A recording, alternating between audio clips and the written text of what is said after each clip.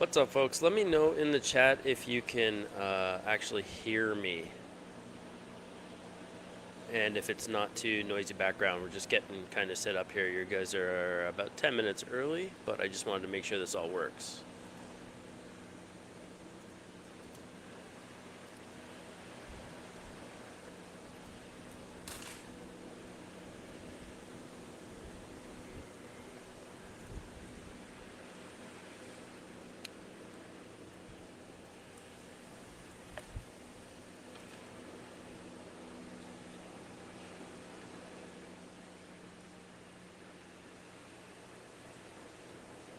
Sound is good. Awesome. It's not too bad with the noise, the wind and stuff. That's amazing because it's really breezy right now. Okay. Excuse me.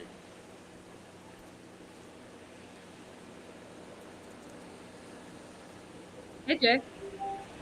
Hey, let me see if I got you there. Oh, perfect. Okay, so just so you know, Sarah, if you want, we are live already. Apologies for that. That's right. uh, Trying to figure it out, and it looks like I got Danielle in the chat saying, or in YouTube saying that she can hear me crystal clear. So I'm gonna paste you in that same chat in Facebook the YouTube link so Okay. that you can pull that up, and then just if you're cool with that, just mute it. Sounds good. So there's that. Thanks for bearing with us, folks. Whoever's watching, it looks like 5 of you. This is my first time live streaming from, well, live streaming period, I guess. And it's also my first time live streaming, so Right on. it will be fun. It's good. Sound is good. Great. Yeah. Thanks so much for joining me, Sarah. Man, this is. I think it's gonna be a little bit of a fun one, right? I had to swear you Yeah, guys. yeah, thank you for You get. having me. It's nice to be back on.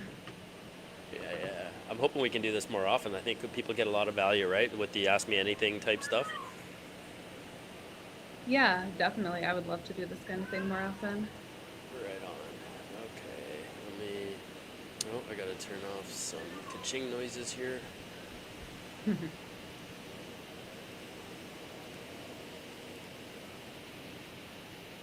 Okay, you're able to see the YouTube chat and everything? Yes. Awesome. Hello, Okay. everyone. Okay, and then I still am copying and pasting all of the entrants here. So I'm just gonna keep finishing that. You guys can hang out. We're the goal was to get this live and running by 10, so we're ahead of schedule. At least it works. I'm still copying and pasting some entrants for the giveaways, so you just have to bear with me a little bit. But yeah, try to get through this really quick. I can't believe I got this working already. Yeah, it's got to be a whole other thing getting this Riverside software to then connect to YouTube Live. Yeah, it was kind of nuts actually. It's actually easier than I thought it was, but all the instructions were super daunting. So I was like, I'm just gonna try to do this now because if it doesn't work, uh, if it works now and then I disconnect and then for some reason can't connect again, I'm like screw it, I'll just go live now by myself. Right? See how it goes. Okay, I think we're almost there. We're subscribed.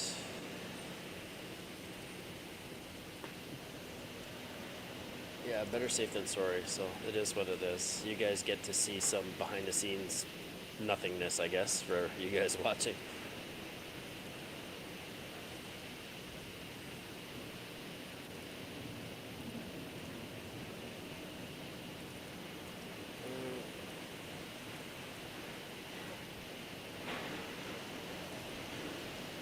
Almost there, almost there. I think this is going to be a fun one. It's always fun to talk shop, right? Like we don't get to do it enough with our, family or friends or significant others or whatever, because it's like, I don't know, they don't want to hear it, right? Yes, very, very true. That's why being in Latvia was so nice. to be able to hang out with a bunch of people who are in this space. But Oh, tell me about it, and especially people like I've been around for a while in the game, but or in the space, but to be hanging out with a ton of people that were absolutely crushing it, yourself included. Like it was inspiring in ways that I didn't know kind of would be possible even. So definitely. never mind just being able to talk about this stuff and bounce ideas off each other. Like seeing what everyone's up to was pretty crazy. Yeah, Wow, agreed.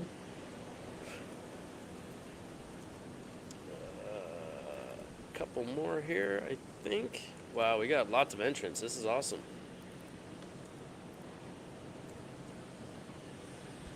How we doing for time? Oh, I got still got time. Have you heard anything or read anything about the layoff stuff? Just a couple news articles, Yeah. but it's always hard to know with that kind of thing how much of it is really due to profits being down, or they said orders are down 1% or something, but revenue's up a couple percent. But of course, that's largely inflation. But how much of it is just corporate consolidation and cost cutting? It's hard to know. But Yeah, it feels like we almost see this kind of thing this time of year, right, as a regular kind of occurrence. So I don't know. yeah, Yeah, I mean, the stock I think went down from like $85 down to 79 for like an hour and a half yesterday, and then went right back up to 84 and closed there. So I don't know. yeah, I thought about buying some then. I clearly should have, but Yeah, still a win. I don't know. I picked up a bit more. The bulk of what I got was around the $80 mark, and then when it dipped to $60, I want to say like 2 months ago, I picked up a bunch more. So that was the win for me there, I think. But yeah, definitely. all right, I'm done copying everybody's stuff, so that's cool. YouTube here. I need to see the chat. So how can I got to make? Is there a way to make the chat bigger? Oh, pop out chat. Okay. Nice. Are you guys hearing all this feedback in the background?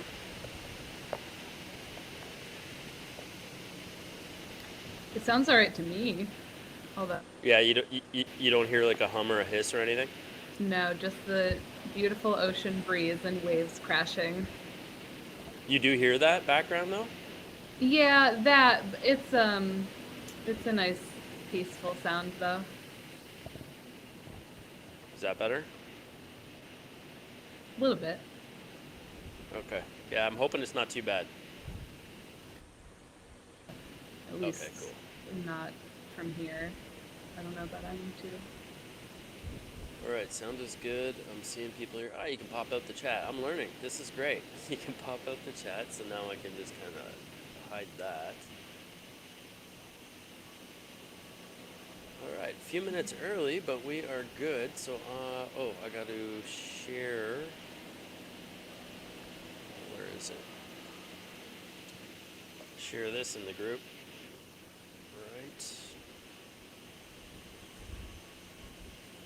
Community home.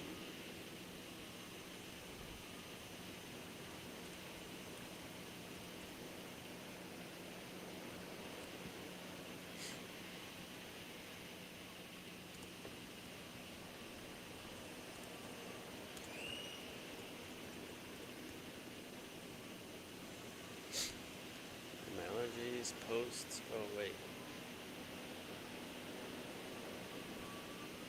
Okay, so that's.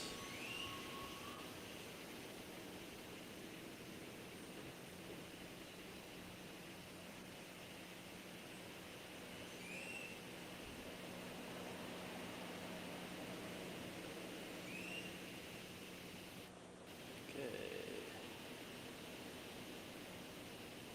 Minimize this.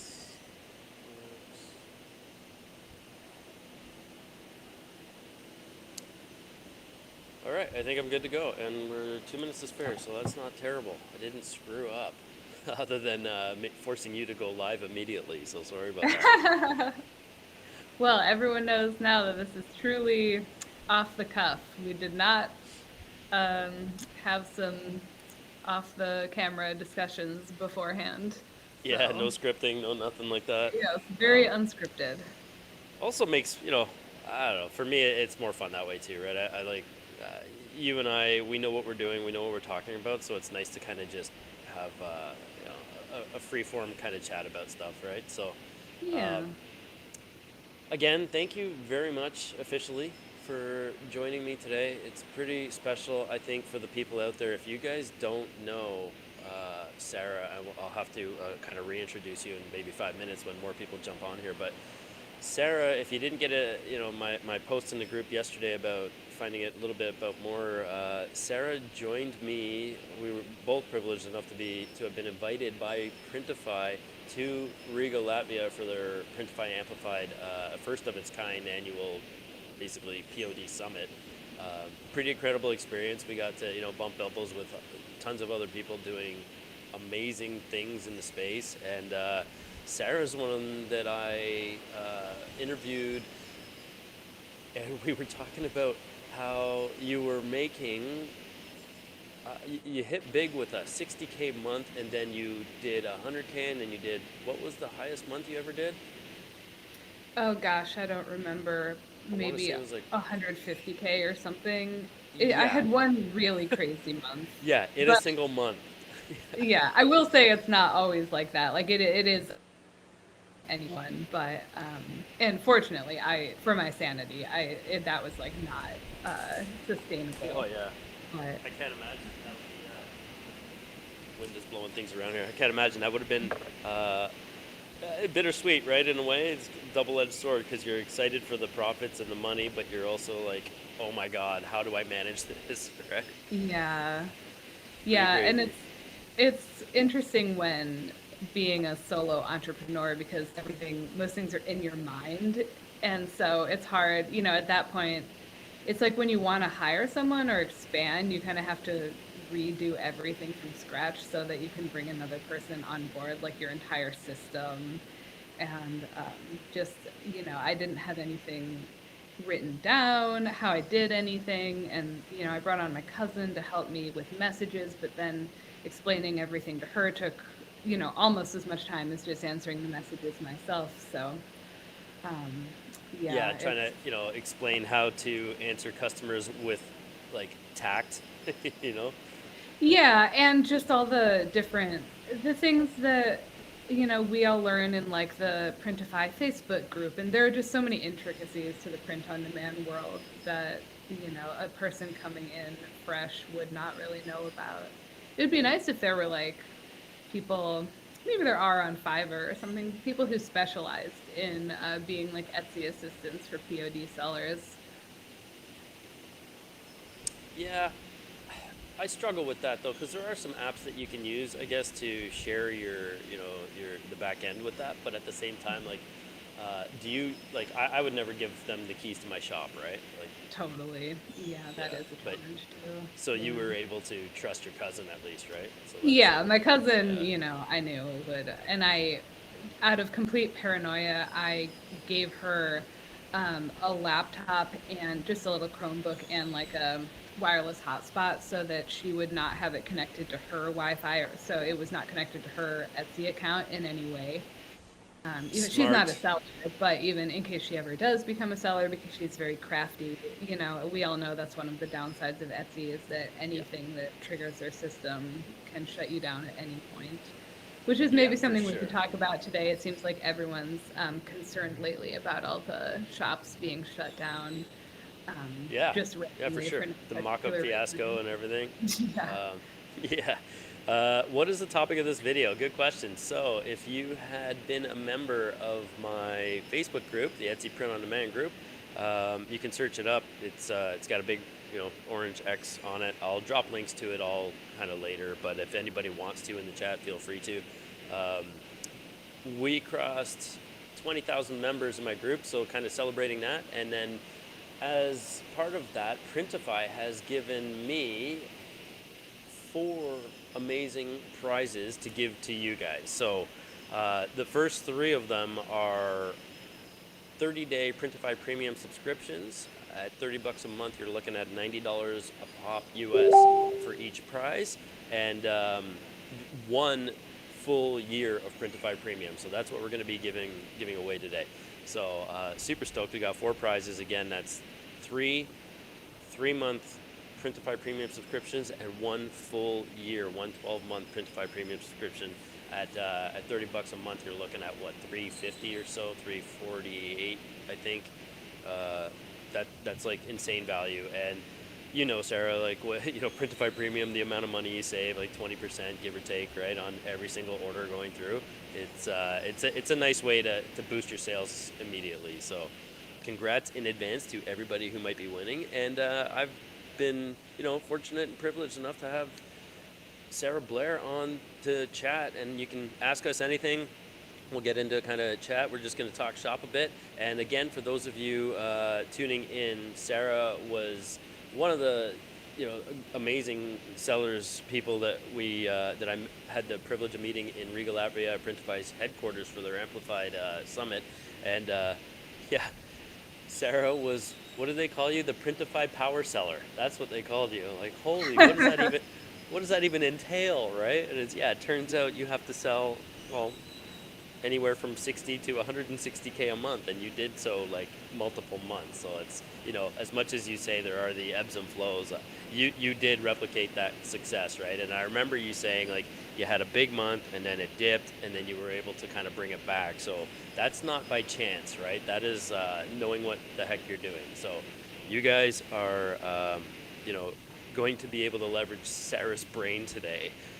So that alone, I think, is worth just as much as the Printify Premium subscriptions we're giving away, right? So pay attention, record this, watch breaks, and ask questions. So I do have the chat going on here. Bex Davis says, thanks, congrats on 20K, Jay. Thank you so much.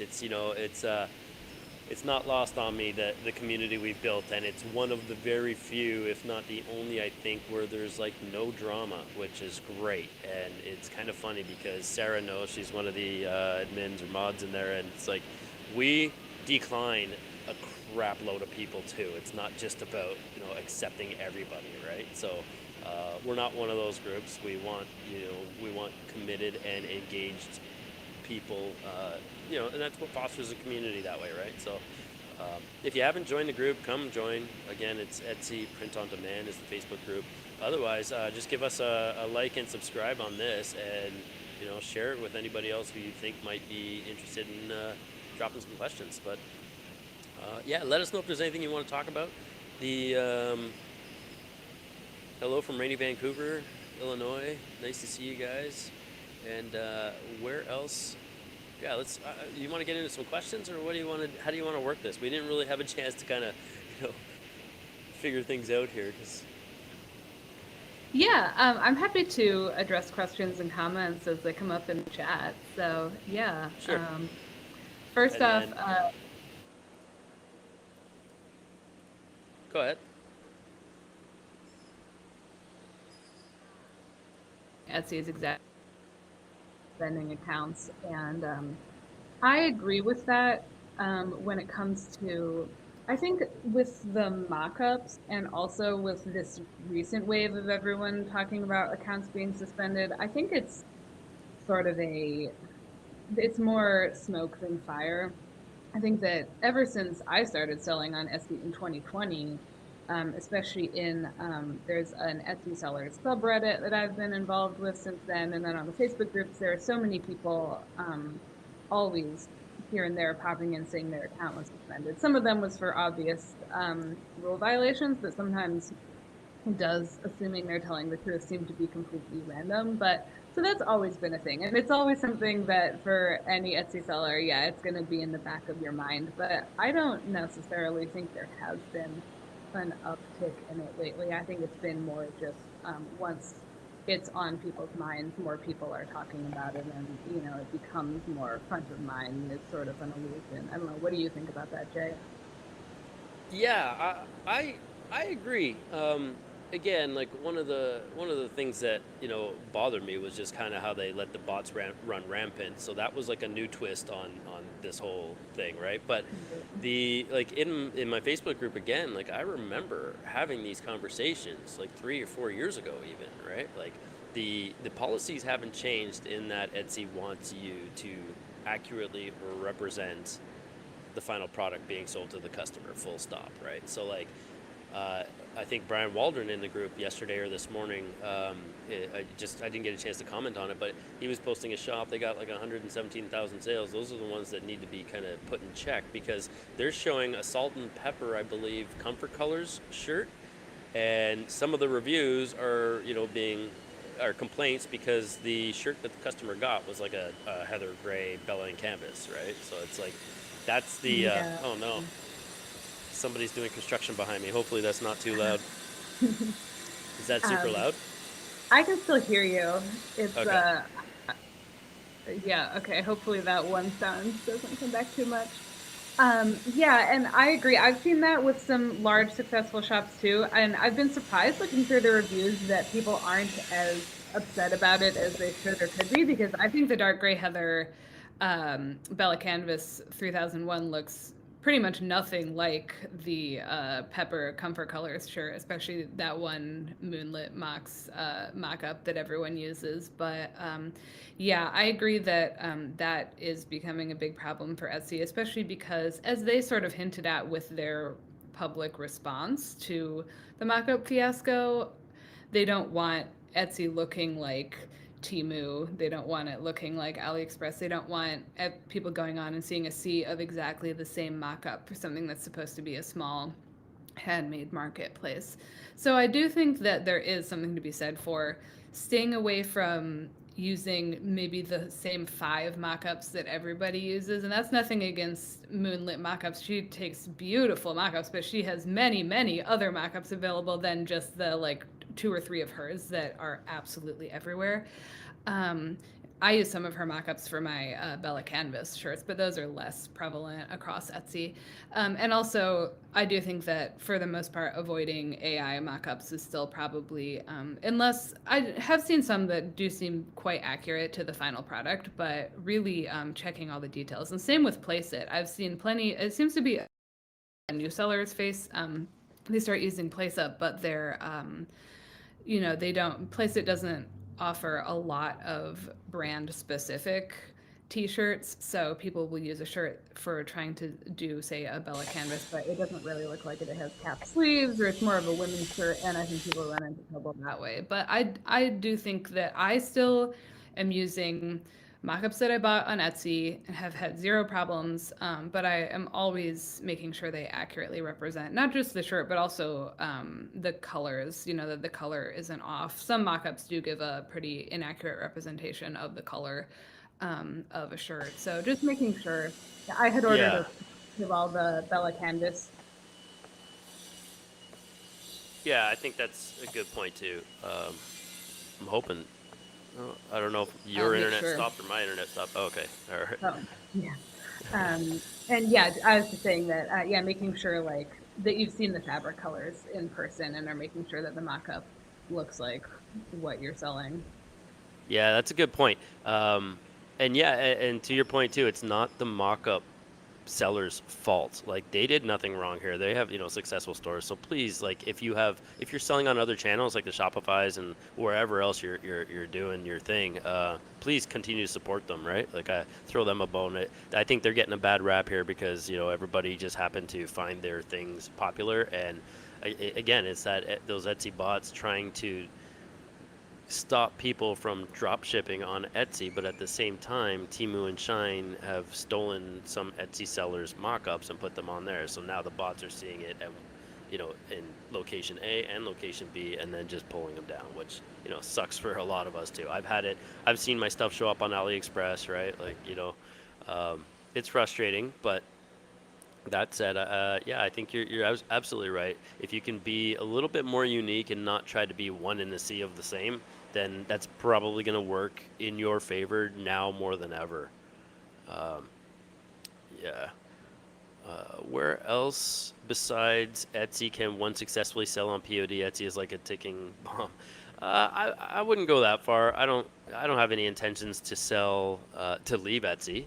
Do you have any intentions to leave Etsy or anything like that?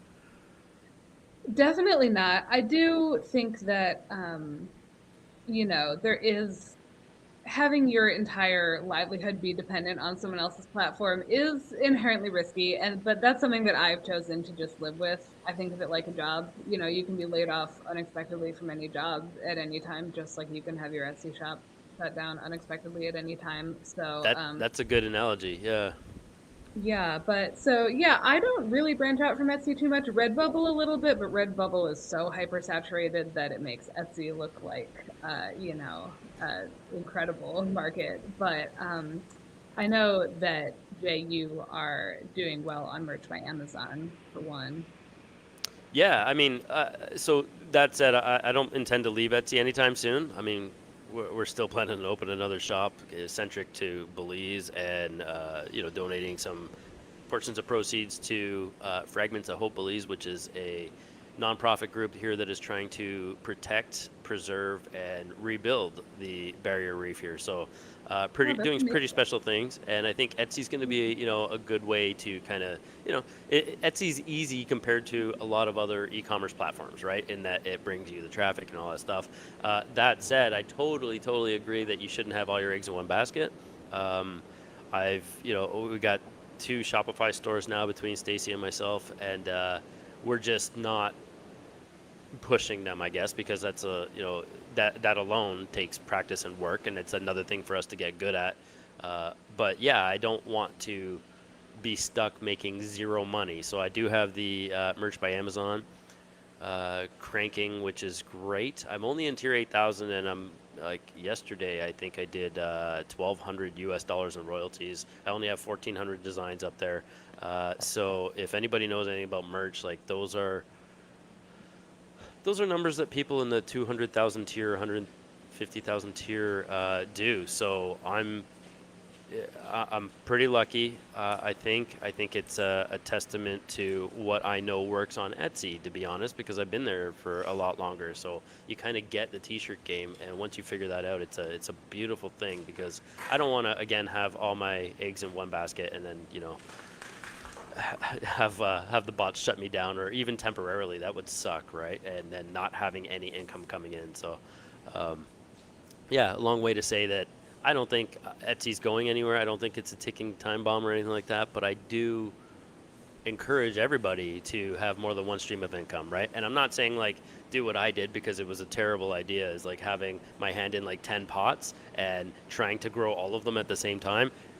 Oh man, I failed miserably for like 3 years, and it costs a lot of money because you're dumping advertising here, here, here, and nothing's like really coming to fruition. So focus on one thing, I would argue, and build that up, and then when it is at a point where you can kind of almost let it go, um, where it doesn't have to take up as much of your time, use that money that you're making from it to kind of fund your next kind of venture, or your next Etsy shop, or your next Shopify.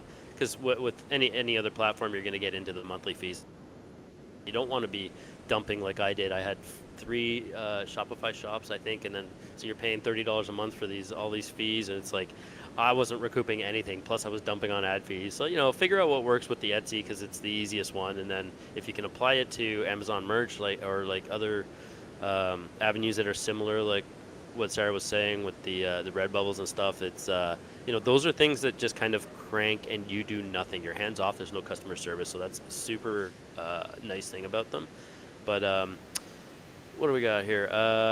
I know you do Amazon, but anyone can help with Walmart? So I am going to be in the new year leveraging Printify to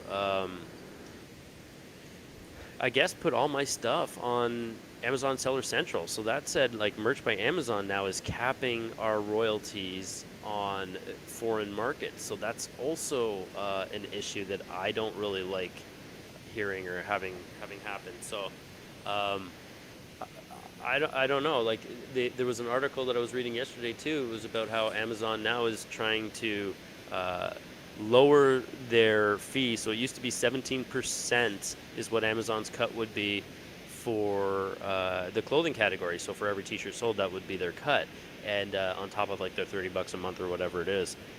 Now they've reduced it to 5%, I think, or no, 7% maybe for clothing that is under, I think it was under $15, so $10 to $15.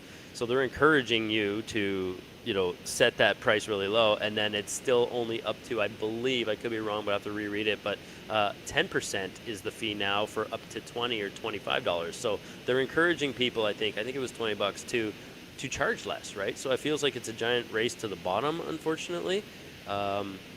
Not loving it, but where you can control that is like you can control set your own prices, right? So the Seller Centrals and then the WalMarts, I would love to do that. I found out on a podcast I was on 2 nights ago that Walmart has no. They take a cut of your sales, but there's no like monthly fee or setup fee or 20-cent listing or anything like that. So I think if you have, like in your case, Sarah, I know you've got like several Etsy listings, like pretty big catalog. I just think, if most of that is already on Printify, it just seems like a no-brainer, right? To like push that stuff to the Amazons and the Walmarts. Um, Yeah, yeah. that is true. Last I heard, I don't know if you have any updates on this, Jay, because it sounds like you're looking into it. But last I heard from the Printify Facebook page, like the Walmart integration was extremely glitchy and not really working very well because it was recently rolled out. I don't know if they've fixed that yet, or do you know? No, I don't know. I do recall reading that a few months ago too. But the guys I was on this podcast with, Josiah and Travis, it was great to actually virtually meet them. So that should be live on YouTube in the coming days. But they both sell on Walmart, so they were telling me like, when I'm ready to reach out, and they're gonna, hopefully, ideally, somewhat handhold me through that process. So it looks like it's a lot of it is. Spreadsheet based, which I don't love, but hey, I mean, um, it is what it is, right? So I'll uh, I'll have to learn the spreadsheets if it means I can download a catalog and upload it to Walmart once you get the GTIN exemption or something like that. So they make it seem like, yeah, it can be daunting and difficult and glitchy in the beginning, but once you're set up, it's like smooth sailing, good to go. So I hope that is, that's my understanding so far. So I'm hoping that that is the case anyway. So we can expect some YouTube videos from you on your journey and how to do this within a couple months then. Yeah, I want to, obviously wait for the Q4 dust to settle. I want to continue to pump out more YouTube content. I want to help as many people in as many avenues, make money in as many avenues as possible. Because again, like Etsy and Merch by Amazon have kind of been the bread and butter. Etsy for longer, but yeah, there's no reason with the internet and the power of the internet today that we can't all be making way more money on way more channels and way more avenues, right? Um, so somebody's saying, yeah, no fee and 50% on clothing. I'll take that. I mean, that's not terrible. Uh, yeah. So do you have any intention of trying the Walmart or the print or the Amazon Seller Central with your, leveraging your existing Printify catalog because it's already in there, right?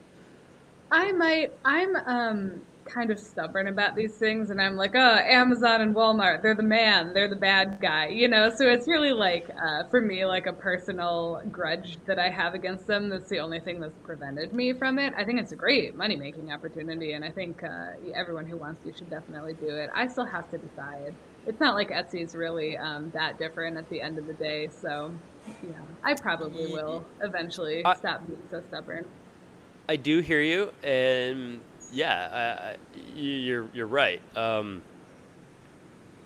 I also, though, feel like Etsy has been going or heading in that direction, right? It's been less about the seller and more about the bottom line, and I mean, yeah, the last few years too. So I don't know.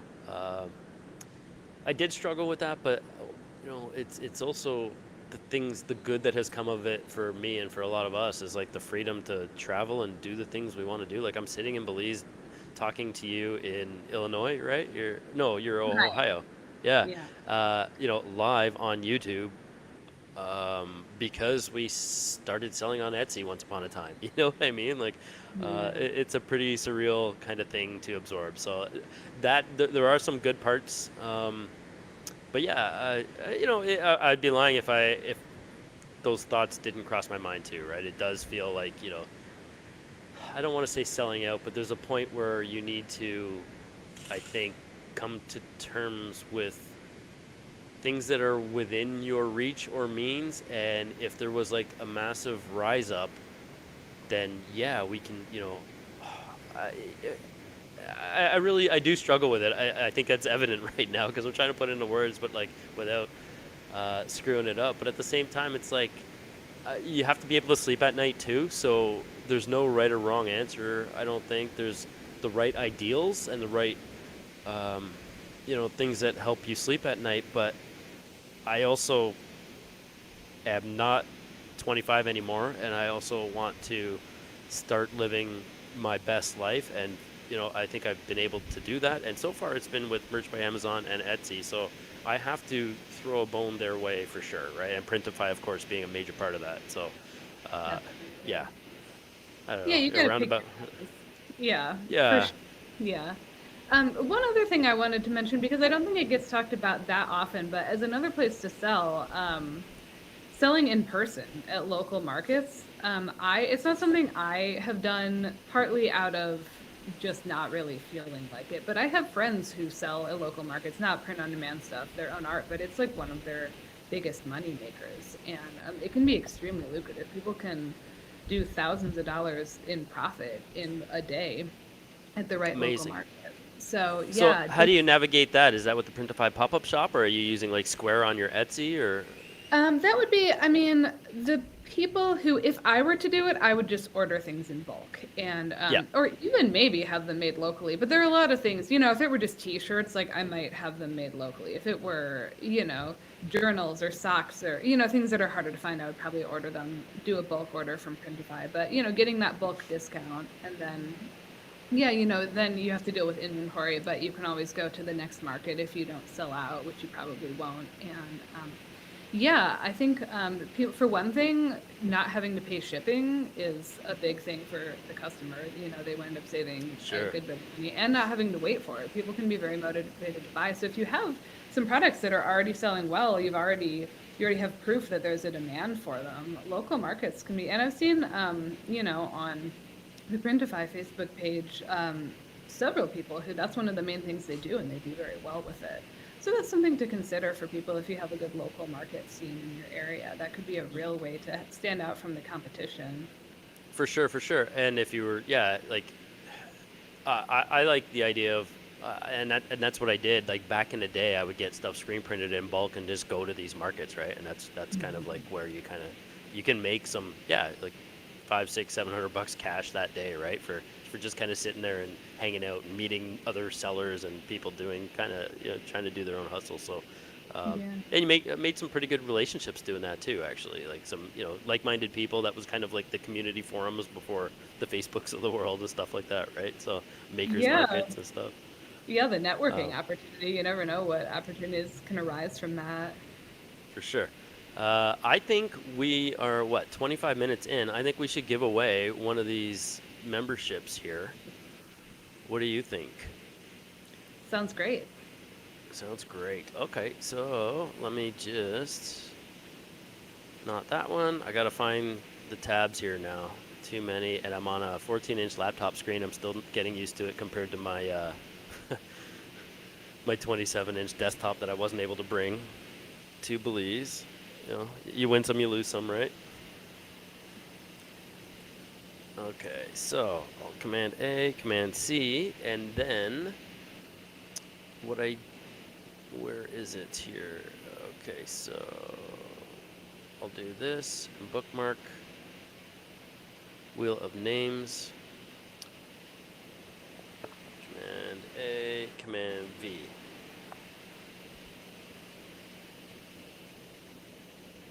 All right, so I'm gonna try to share my screen here. Hopefully this works. Screen, wheel of names, random picker, share. You guys let me know if you can see that. Are we good? Should be a little bit of a delay, but hopefully you guys can see that there. Is it showing on the YouTube? Looks like it's working. Awesome, awesome. Okay, so this here, these were in order of submissions. If you guys can see that, these are all of your YouTube handles that we populated, that I copied and pasted one by one because, yeah, it's a super manual process and I didn't know how to extract them otherwise. So that's what I was trying to do to get on here. So that's a ton of you guys, which is amazing. And yeah, so this first one, I'm going to click to spin and it's going to pick, it's populated all of you in here. And the first thing we're going to do is give away one of the three, actually maybe let's just do two of them. So we'll do two of the 30-day, 3 month, two of the 3 months each, Printify Premium Subscriptions. So without further ado, we'll click to spin here. Ooh, it even has sound effects.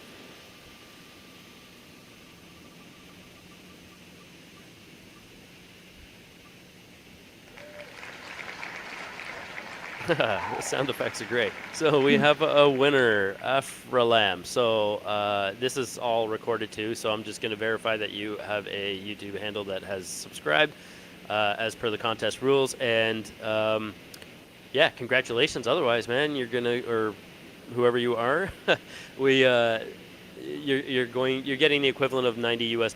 So it's like $30 a month for the Printify Premium. So for 3 months, you're going to be able to leverage that. It'll take you right through Q1, which is pretty awesome. So you're going to be able to leverage like discounts up to 20% on every single item in the Printify catalog. So I'm just going to click remove here. It pulls you out of this list, and we'll do one more here. Removed. And number 2.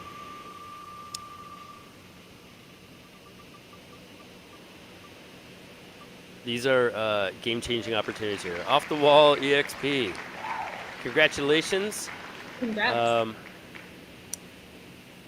Yeah, that's great. So we also have, before you guys go anywhere, we also have 2 more prizes to give away. There's 1 more of these 3-month subscriptions, and then I have a full year. So it's like a $350 US value. Printify, the awesome folks at Printify have given me all these amazing prizes. So yeah, the big one coming up a little later is going to be the full year subscription to Printify Premium. So you'll be able to, get those up to 20% discounts on every product in their catalog for a full year. So that'll take you right through this time next year, right through Q4. Maybe you might want to hold off on signing up for a week or so you get up to that Christmas rush. But super stoked for you guys, because it's a really good opportunity, right?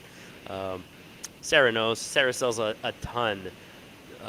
If you guys haven't heard or joined late, Sarah is one of Printify's power sellers. She was the first one that I think I had heard Printify refer to as a power seller, and that kind of you want to walk us through what got you to being a power seller, because it you started off on Etsy and then all of a sudden you had a crazy month, and by crazy month I'm talking like 5-figure month that the first digit was higher than a 5, right? So it's mind-blowing. Yeah. It had been like a steady, it was about a year in that happened for me. It had been a steady growth. I had been just continuing to play around and add more designs until I found a strong niche. I kept really working hard on my design skills, was trying to offer something unique that other people weren't offering. And then, yeah, I had a couple of designs go very, very viral. And so that was what did it for me. And then it kind of died down. And then a few months later, the same thing happened with some of the same and some different designs where I was having, I had a few 5-figure, first digit higher than a 5 profit months, which was, insane. It was I wasn't really prepared for it in terms of I was spending every waking moment working on processing orders, answering the 30 messages a day I was getting. So it was a blessing and a curse, but obviously more blessing than curse. And so that 60K month was profit. One of them was, yeah. Holy moly. Yeah. Um, Yeah. and so yeah, I think a lot of it was luck because you can't really control whether your design is going to be the one that goes viral or whatever, but you can position yourself for that, right? You can offer things that you think have potential and try to be strategic about what you're offering, that you have reasons why you think you've done your market research and you know what's like, going on culturally or whatever, what you think people are going to be wanting, and where you have strong reasons to believe. Like, I believed in my products, I believed there was a strong market for them. So it's kind of the being in the right place at the right time, but consciously putting yourself in the right place and waiting Yeah, for I the think that's one thing that I talk about a lot actually is like intentionality, right? So you knew there was a demand, you verified a demand for that particular niche or market, and then you designed with intentionality, right? You did what you thought and were hopeful that would work, right? Like you didn't just throw up a bunch of crap and hope that stuff stuck.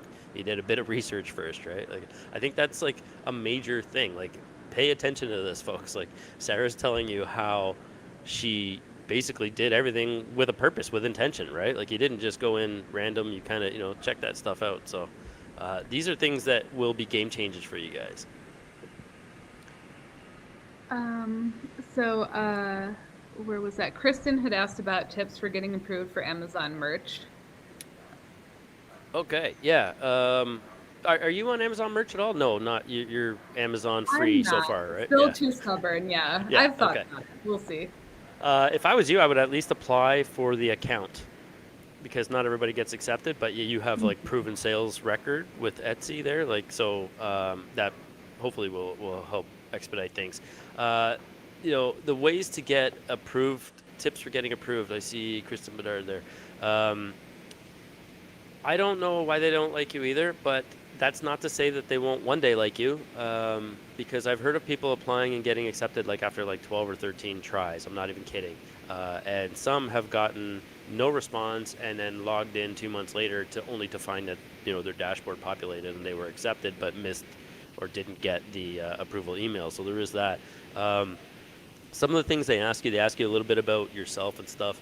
If you can show, I think like these are some things like so Amazon hasn't said full out what their criteria is, and at times it does seem random. So anybody first and foremost that tells you that there's this secret sauce or they know how to get you approved, they're not telling the truth unless they're like affiliated with Amazon, right? Like, and by that I mean like know somebody on the inside or working with them, and not just like a standard affiliate or anything like that. So, but my, I guess, educated guess or logical kind of approach to this would be there's blurbs where you can state what your intentions are and what you want to do. And I would A, not beg, B, express to them what you can bring to the platform, C, make sure that you can demonstrate that you are well versed with copyrights and trademarks, intellectual property infringement, how to navigate intellectual property, and how to guarantee that you will not be in violation of other people's intellectual property. They don't want any liabilities. It's just easier for them to like decline, and ban, but they don't want to, waste the time or put themselves at risk in any way. And I don't blame them in that respect because the IP theft is rampant on all platforms. So those are the starters. I think if you can show that you have sales elsewhere, I think that'll go a long way. Also, if you could show that you're doing something unique, again, that goes back to the niched Etsy shop, right? I think that everybody should kind of, if you're doing more of the same, then it stands to reason that why would you think you would do well or even make Amazon any money at the end of the day, right? So if you're doing more of the same. So if you can bring something new, again, it's kind of the story of our lives here as sellers is finding the gaps in the marketplace, bring unique ideas to the table or new and cool design aesthetics to existing ideas, right? Like I sound like a broken record, but I think those are the things that are going to hopefully help. I mean, I don't see them hurting, right? But if you're going in kind of blind and you're just like, I think it'd be great and please accept me, and you want to think of it as like listing your resume there, right? You're applying for what I think is a very lucrative job, and it's very, very passive. I haven't touched it, and not to say that it's 100% passive by any stretch, because it's work in the beginning, as we all know. But I haven't touched it since September, so I'm 4 months strong, and I just hit, I think, $9,000 this month, and we're 2 weeks in right now. So, and that's all royalties. That's coming, it's in the bank. I'm spending about $1,500 a week, $1,200 a week on ads right now. So out of that, like $9,600, $2,400 of it is ad spend. The rest, 7,000 is 7,200 is profit that's coming home. So, it's super lucrative. So treat it like the opportunity it is, and um, you know, take it seriously and apply. And yeah, I hope that makes sense. Um, Again, there's no guaranteed way, and once you're in, they can terminate your account pretty quickly, and they're pretty liberal with the ban hammer too. So once you're in, just make sure that you're checking every single trademark for every single listing that you throw up. Your titles, tags, keywords, all that stuff. Like, make sure in your bullet points that you're checking everything, because if you don't, you'll just get banned, and then that sucks because you'll never be allowed in again. So that said, yeah, Uh, every application, I believe, needs a new email address. I think that would be probably the best and easiest way to kind of reapply. But yeah, uh, long-winded answer as usual, but hopefully that makes sense. Yeah, good Okay, and then luck. we had a question from Anthony. Said, I'm new to POD, 3 months in, see lots of PODers offering classes, but they seem so expensive without padding everyone's pockets and not knowing if it'll work. What can I do on my own to learn and succeed? So I have never taken a course, and I'm a big proponent of not taking courses personally. Everything you could ever need to know is available for free on YouTube, Jay's channel included, where we are right now, um, multiple Facebook groups between Jay's Etsy print group and the Printify POD Rockstars Facebook group. Even if you're not in Printify, or even if Printify is not the print-on-demand company you use, don't mention other print-on-demand companies there. That's against their rules, but you can still hang out there and learn so much about print-on-demand there. A lot of what people talk And about is not absorb. there. Yeah. It's a very Yeah. active and helpful community there too. Um, and yeah, for anyone who did, for whatever reason, still want to take a course, I think it's completely unnecessary. YouTube alone will tell you everything you need to know. And if you have any question, type it into the YouTube search bar. A video specifically on that. But I would say research your courses very carefully. I won't name any names, but there is one successful Etsy YouTuber who offers a course, who people are constantly talking about in the Etsy sellers Reddit community, how it's like a literal scam. Like, there's Oh it no. costs thousands of dollars. There's basically nothing offered from it, and she will fight tooth and nail to not give you a refund. So just make sure you've vetted whatever course you are thinking of taking, if anyone is called to take one. Okay. Yeah. Great advice. Definitely, yeah. Do your digging before you dive head in terms of whenever there's money attached to it, right? Like, don't just take our words for it, but do your own digging. That said, I also believe that nobody needs to take any courses, but along with the courses come these price tags that the idea there is to, like, should I buy this $25 course, or should I buy this $2,500 course, right? So at the end of the day, I think if you're going to put money into something like that, it should be an amount that will get your ass off the couch to take action.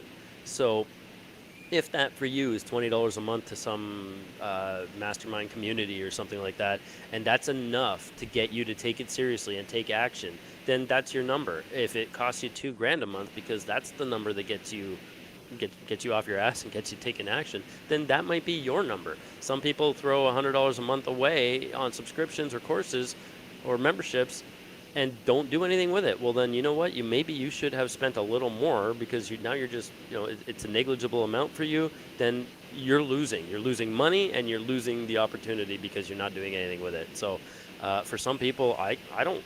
No matter how much money I make, I never want to lose $100 a month on a subscription that I'm not taking full advantage of, right? So I would just cancel that and maybe go for a higher one that I know could, you know, will get me moving and taking action. But again, um, to Sarah's point, everything is out there for free. It's just sometimes people need to attach a monetary value to it so that they feel like they've got skin in the game. So it's a psychological thing.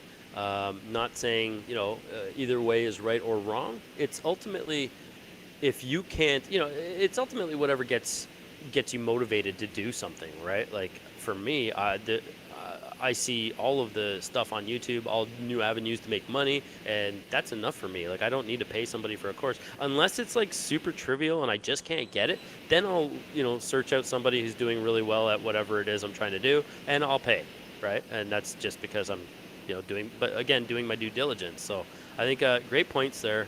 Yeah, but yeah, you can absolutely do it all and learn it all for free. There's no, you know, that's the one thing I don't sell is courses. So I'm thinking of having a sort of a membership community because I've been asked several occasions now, actually in the last 3 weeks. Like I've had probably like 5 or 6 people a week ask me to do one-on-one coaching with Etsy and Merch by Amazon. And the problem with that is like the one-on-one, for it to be, because it's going to take a lot of my time, for it to be a viable or, for it to make sense, it's going to have to cost a lot, right? When it's a one-on-one type thing.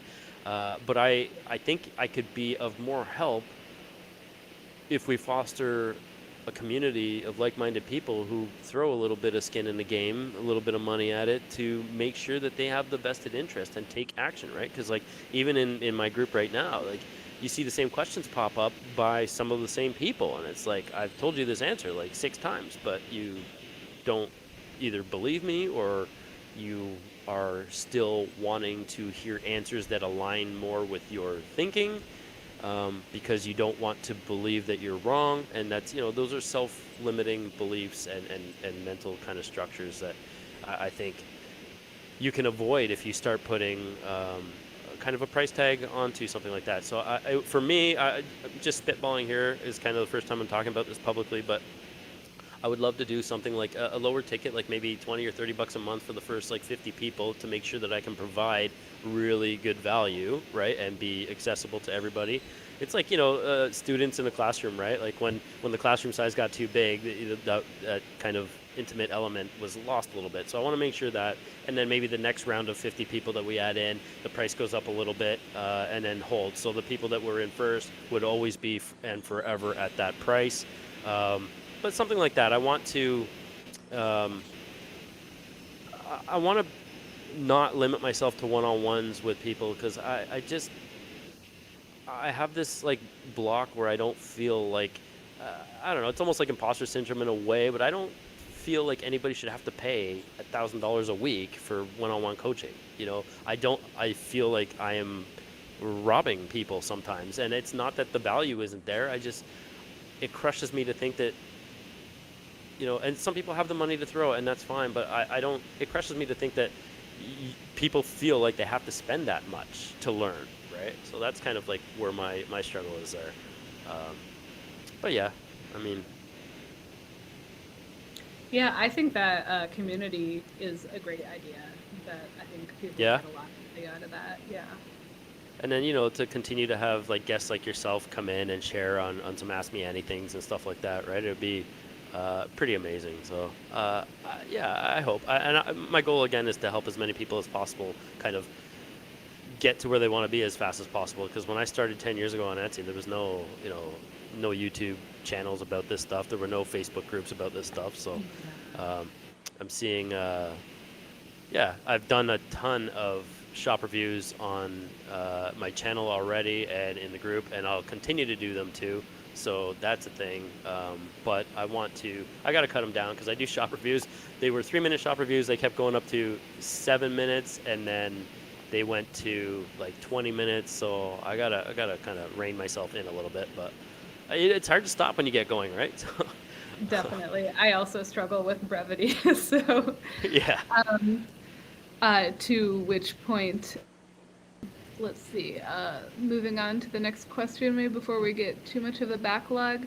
sure. Um, someone asked about um, oh, sorry, hold on here. Someone asked about, oh yeah, Laura asked, thinking of adding a new design that has the possibility of being a major seller. How do I process 100 plus orders in a day? And I think I can speak to that because while. And I would say if you're not there yet, but you're anticipating getting there, I would very, very strongly recommend setting it up from the get-go so that you can bring someone on to help you if you need it. Because it's not the processing the orders part is easy. It's the inevitable, the 30 messages a day you'll be getting when you're doing that kind of volume. It's the inevitable reprints, people getting the wrong item, people wanting to cancel their order, things going out of stock. It's all of those unforeseen things that are going to take up a lot of your time and just be really stressful, especially just dealing with them day in and day out.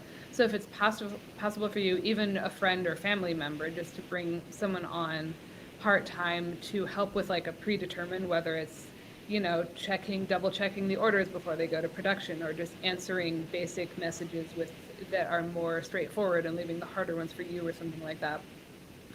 If you can set it up and just streamlining things as much as you can, having all your responses ready to copy paste for things that are rote questions, things like that.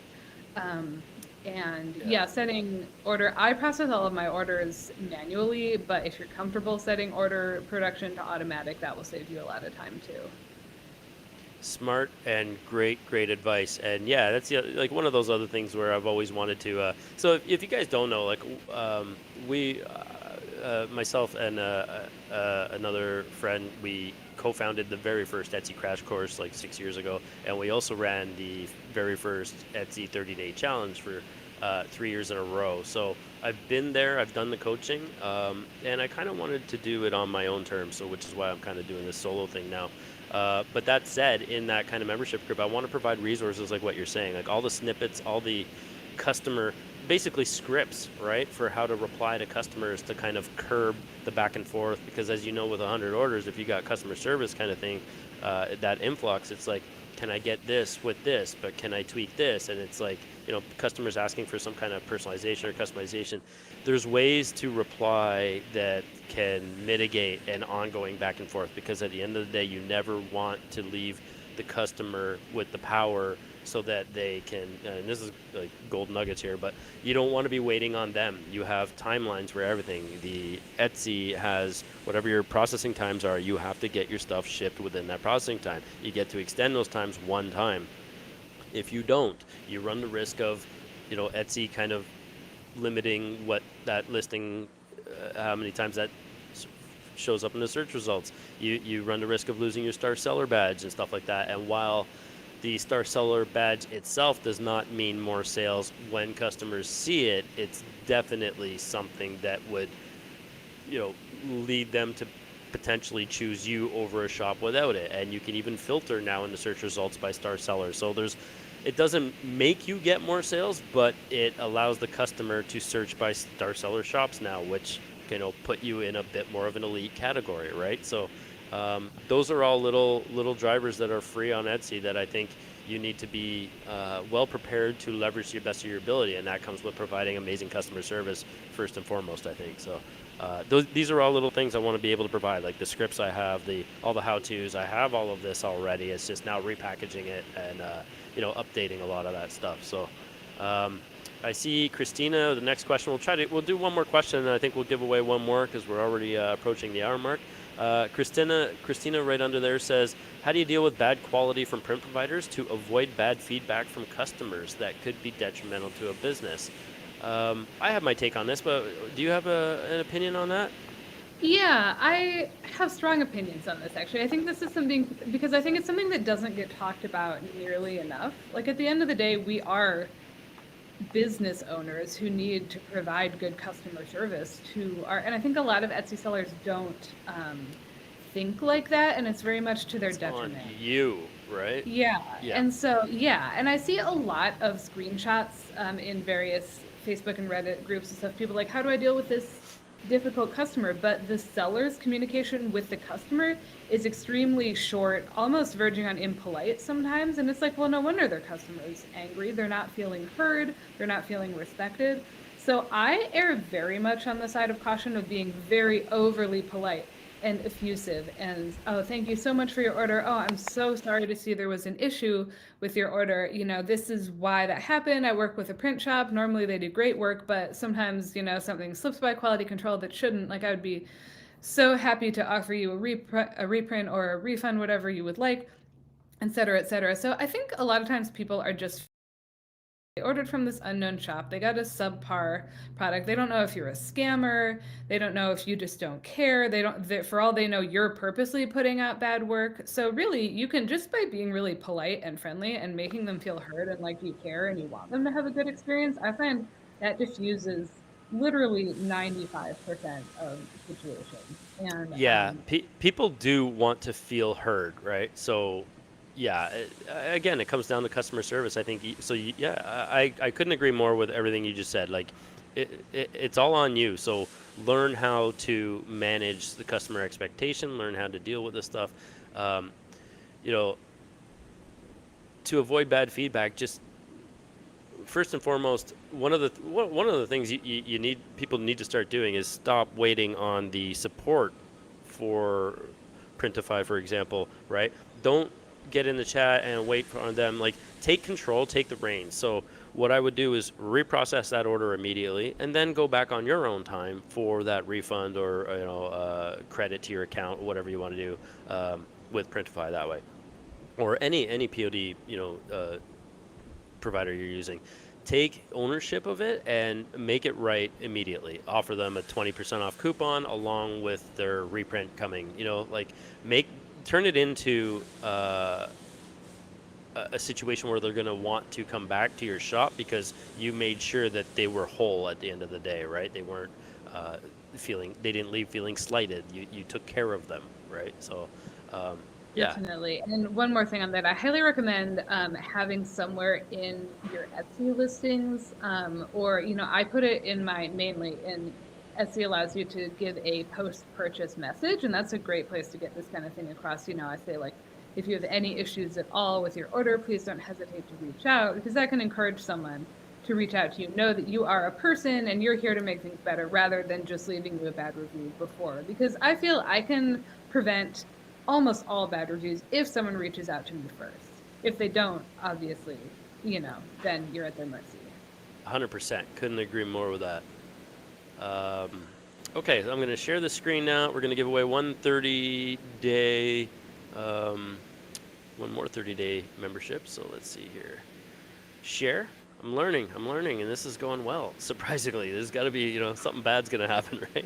Because this is going too smooth right now. Okay, so we've removed the previous two. So again, we got our list of people here who were entered. So for the third and final 30-day or 90-day Printify Premium subscription, let's check out who's winning this one. Again, $90 value, $30 a month for 3 months, and you get to leverage that 20% off. DM Arts 88, congratulations. Looking forward to, seeing you guys how you leverage, the discounts of the premium to see, where you take it, right? Because Q1 coming up, it's a great time to get started and kind of find out where your strengths lie in the avenues of design or, your prowess within a niche. Yeah, it's a great time to sort out all this stuff. So hopefully this gives you a bit of a head start. And I think, do we want to give away the 12-month right now too? What's your timeline here? We don't want to be going too long here. We're already almost at an hour. Maybe we'll give away the 12-month. What do you think? And then get to, and then we'll crush out a few quick questions. Yeah, sounds good. All right. So, drum roll. Man, I'm nervous and excited. I hope it goes to somebody who's going to take full advantage of this. That's why I want people to value this, man, like, because it's an opportunity here to save up to 20% for an entire year. So the 1 year is going to Carla Murphy 9934. Massive Congratulations. congrats. That's a 350 US dollar value. So super huge congrats. Super huge congrats. Is everyone entered from the Facebook post? Yes, Linda. I got everybody in there. Congratulations. Congrats. That's a massive, massive win. And thank you so much to Printify from the bottom of my heart. You guys have been awesomely supportive. It's been, I was saying, I've said this to Sarah before too, but like, if I was to ever enter the corporate world again, it would probably to work for a company like Printify, just the way they treat their employees and the way we kind of saw the inner workings there. And they're genuinely, wanting to see us grow. So, got to stop sharing now. All right. So, congratulations again. This is massive. Thanks, Jay, for all you do. You're very welcome, Linda. Thank you for the kind words. So, Yeah. I'm going to scroll back up here and let's see what we can knock out. Maybe 10 more minutes tops of some Yeah. Yeah. bam So, bam. yeah, some quick answers. So Anthony asked on Etsy. Personally, I don't. I've experimented with them many times and have found they don't give a good ROI for me. So I just game the algorithm, know what people are searching for, try to use good SEO and have good designs that will. And I don't use ads mostly. Yeah, I use ads and different strokes, but I definitely agree with Sarah in that you do not need them if you've nailed your kind of design and because the number one driver for sales on Etsy is conversions, right? So if you've nailed that, then they're just going to keep showing your stuff to more people in that same vein, in the same niche.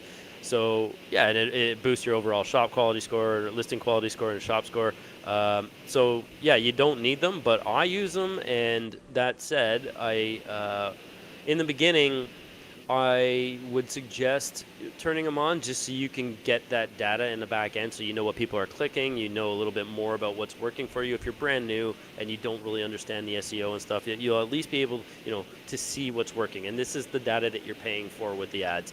Run it on everything in your shop in the beginning, but once you've kind of identified some sales or patterns in what is selling, kill it on everything and only run it on the stuff that is selling and giving you a ROAS, which is a return on ad spend of at least 3 or higher, right? Like 3.5, I think, is almost a break even, depending, like if we're talking around the $25 to $30 mark for profit margins on t-shirts.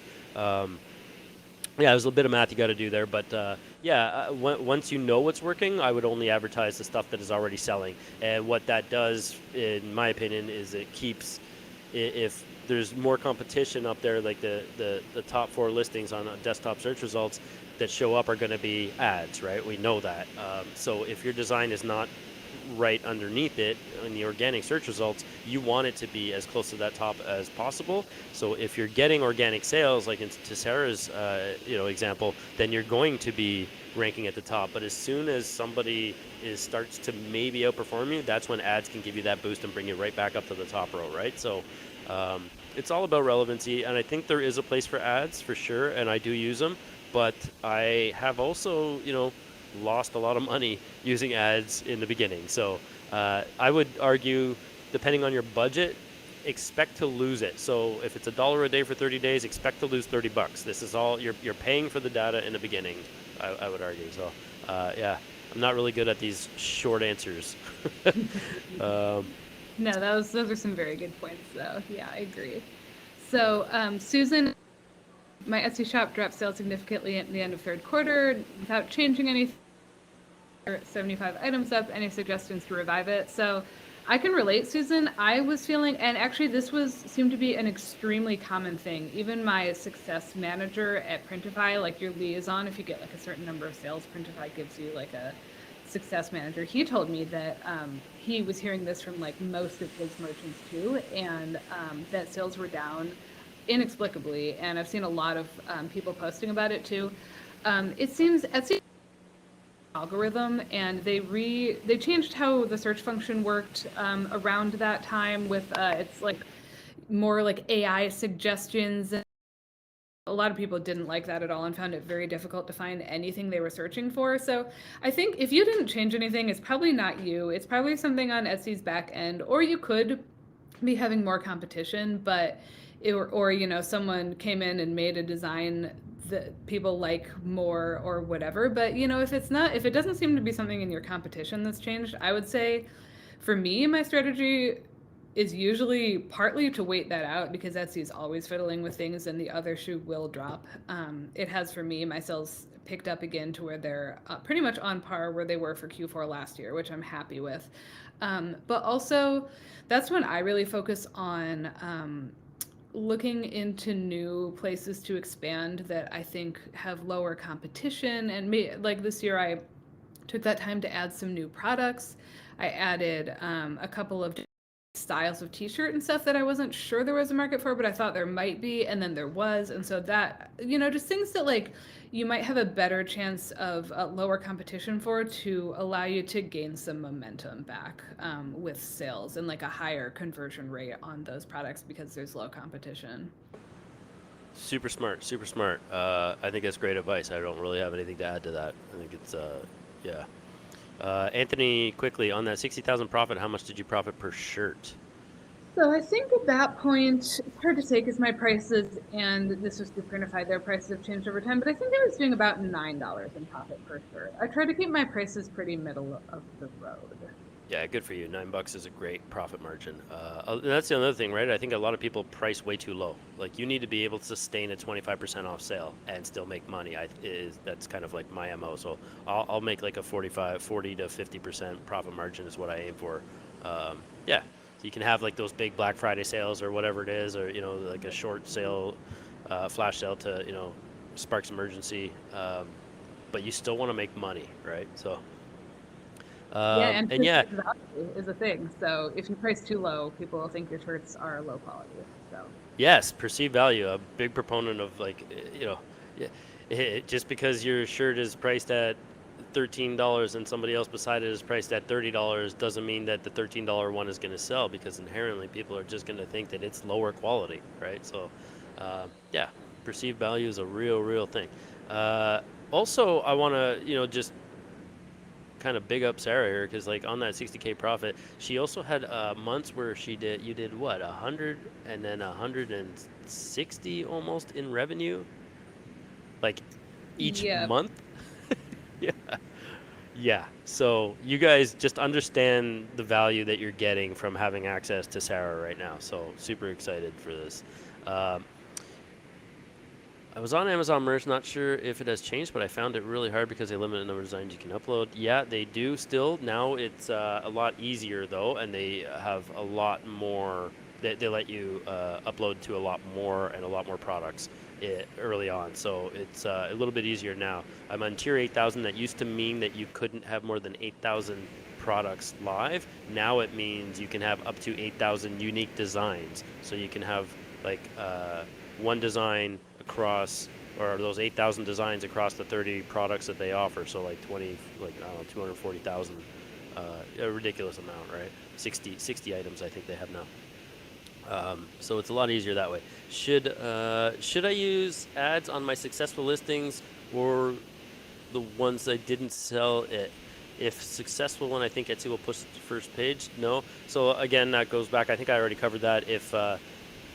If it's selling, I would continue to advertise it just in case so that you don't necessarily fall under. Sarah, on the other hand, is a proponent of not necessarily needing ads. So, to be honest, find out what works agreed. for you. If you have something that's fire and don't need to run ads, then you don't need to run ads. That said, if your listing is showing up organically right under your ad, then I would argue that you don't need to run ads on it, right? Because you're right there anyway. Is merch by Amazon only for t-shirts? They have home decor stuff. So there are some I would call home decor items. There is, I think, only really throw pillows. Other than that, there's phone cases, there's shirts, hoodies, pop sockets. I think they're slowly adding things still. I would love to see them like add mugs and stuff like that I know are low-hanging fruit that definitely sell, but to be determined. But yeah, so it's mostly garments at the moment. Anthony says, I'm new, 1,200 on ads. Okay, when would you recommend I try spending? Then would you recommend I try spending for on ads with Etsy? Whatever you can afford. Again, I think we already talked about that, so I'll just let you watch the replay on that one.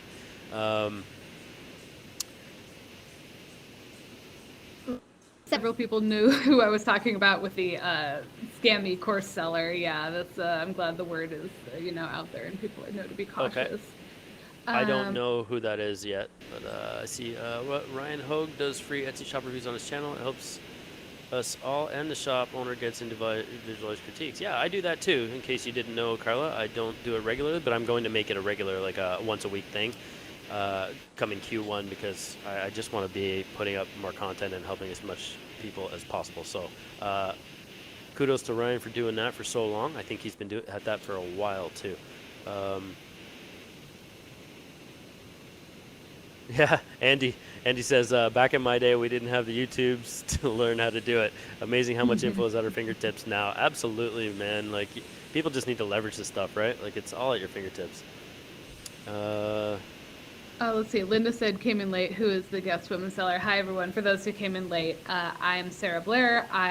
Jay and I met in Latvia, where we both presented for Printify Amplified, and I've been an Etsy seller for a little over 3 years now. It's my full-time income. Question further down, I do not have a YouTube channel. I've thought about it. Jay has encouraged me to start one. If I start one, I'll let you know. In the meantime, I love the exclusives I get with Sarah, because she doesn't have a YouTube channel, so I get to leverage her prowess. And again, Linda, they coined Sarah a Printify power seller because she's had 5 and 6 figure months. I'm not talking years, like months, right? And yeah, multiple. So, and if you want to reach me, you can find me in Jay's Facebook group, Etsy Print on Demand. I'm a moderator there, and or I'm also active in the Printify POD Rockstars group. So, yes. Yeah. So you can find me on Facebook if you have any questions. Yeah, is everyone entered from the Facebook post? Yes. Are we done with questions here, I think? Andrea had asked, we talk about TikTok Shop. I still don't have any experience with that personally, so I can't. I hear still such mixed things. It sounds like they're really still getting the, everything ironed out with the processing times. I know they, there was hope that they would extend the processing times for print on demand, but they still haven't. So it's kind of a wait and see thing for me at this point. Yeah, I don't have any experience with that. Well, last I checked, it wasn't open to Canadians, so I'm kind of on the sidelines that way anyway.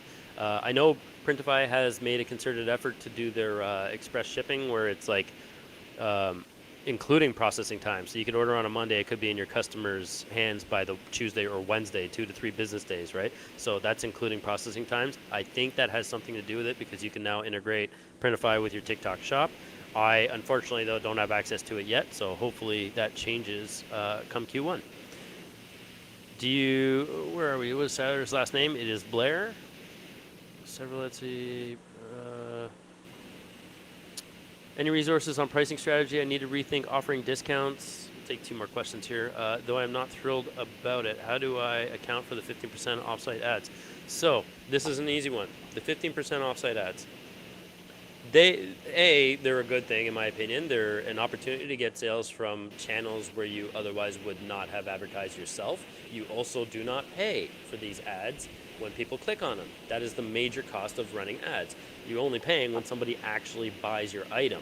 If you were to run these ads, and I'm talking like they're on TV, they're on Google, Bing, wherever, like wherever are clickable, on YouTube. They're running them all over the place in places where you would never. And for every click, you would typically have to pay per click. That's how PPC ads work. Etsy is using their marketing prowess to push your items in front of what they think are the right eyes. So I think that's a great thing that they're doing that way. There's not a lot that I agree with decisions they made as of late, but that is one of them that I think is awesome. Ultimately, your 15% off that you're paying, or the 15% you're losing to that one listing, is typically going to be 1 in 10. Based on my experience, it's about 10% of my sales come from those offsite ads, right? So all you have to do is spread that 15%, let's say on a 20, let's use round numbers, on a $20 shirt, that 15% is $3. So you're going to pay an extra $3 fee on that 15 on that one shirt. On your other 9, to make up that $3, all you have to do is raise your prices. So divide that $3 by 9 is what, 30 cents, I think, a pop. So if you raise all your listings in your shop by 30 cents, you have now accounted for on those other 90% of those items. It was 9 out of 10. I think that should be an easy enough breakdown to understand. It's kind of a weird thing to spitball numbers and do math that way, but hopefully that makes sense. What do you think of the offsite ads, Sarah?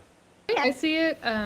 Generally, it's a sale I wouldn't have made otherwise. If Etsy hadn't, placed that listing on Google for someone to find who wasn't even going to be on Etsy. So even if I only made $1 profit on it, Yeah.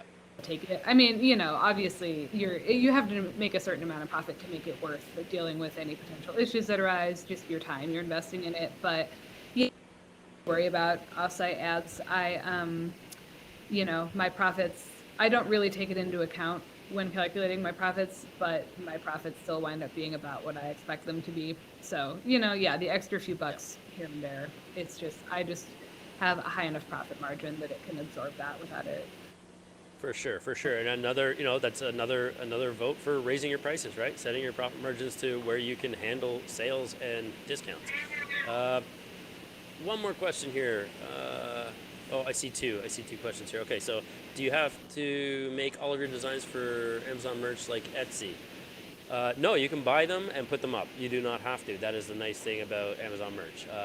You have to make sure you have the licensing or whatever it is, like the commercial use, terms of service and all that licensing agreement wherever you're getting them from. But no, you do not have to create them. You can upload them. And then, can one be a successful POD seller without selling t-shirts, like sweatshirts, etc.? Absolutely. There's people out there. One of he's become a friend now, which is pretty awesome, is Joe Robert. He preaches selling on literally anything but t-shirts. So yeah, you can absolutely do that. You can go follow him too. Awesome guy. Hoping to do more working together with him one day soon too. But yeah, I digress. He's an awesome guy. You can go check out his Facebook group too. It's POD Ninjas, I think. What company? Go ahead. Sorry. Well, I was just going to say, there are a lot of successful Etsy shops that sell only mugs, only home decor, even stickers. Also, I apologize for my deranged cat. If you hear the that's what that is? Okay. That's my cat, but yes, I think she stopped. Better than the monsters under the table. At least we know it's a cat now. That's right. And there was one last question here before we shut her down. What company does the printing around the neck of a shirt? So those are mostly people printing themselves with vinyl.